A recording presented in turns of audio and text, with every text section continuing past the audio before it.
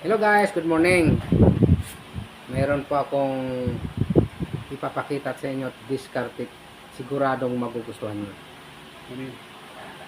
Ito guys, kapirasong salamin. Kung meron kayong salamin na nasira na yung frame, ganito lang yung gawin nyo. Guys, ito. Ilagay nyo sa kuwan, sa plywood. Tuluhitan nyo.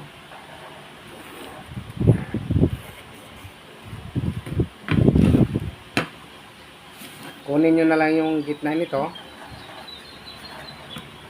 Okay.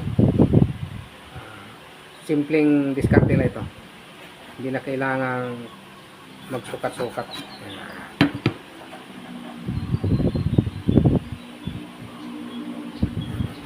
Yan guys. Okay. Ang gawin nyo guys,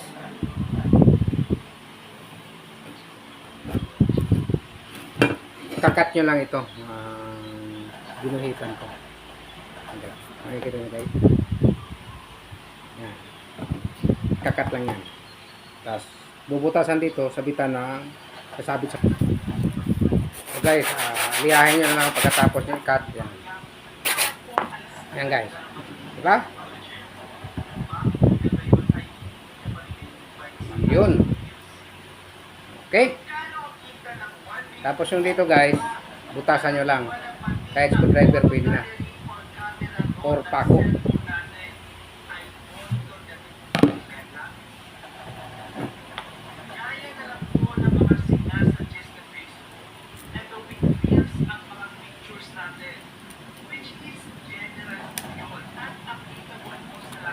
Yun.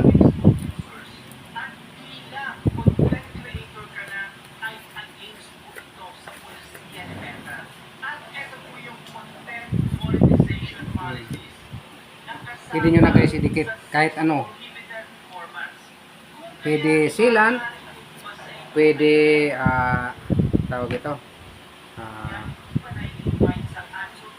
yung glue stick, pwede rin.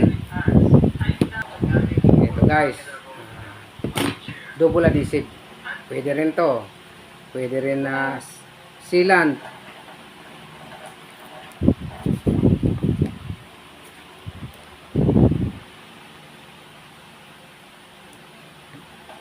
Yun.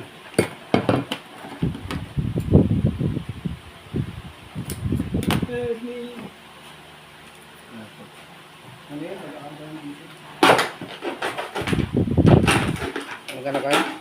Hindi ko ako. Ilalagay sa balon ko yung busy nila.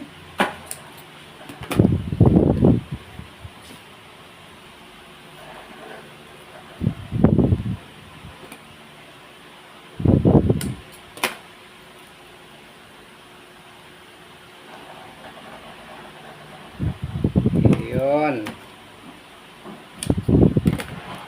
Ito lang po ang nilagay ko kay, pero mas maganda guys yung silicone sealant. Okay. Yan na guys. Double adhesive po yan. Yan.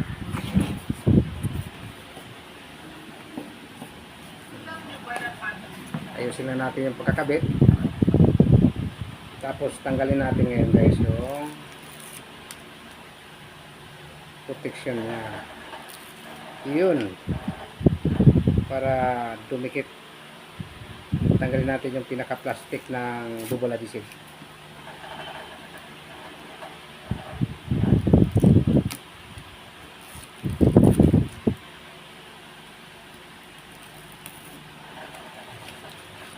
Oh. Tapos guys, ito ngayon ididikit natin.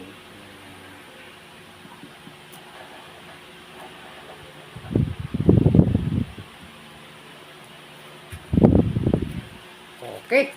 Ito na guys. Pwede na isabit sa kuwan. Sa pako.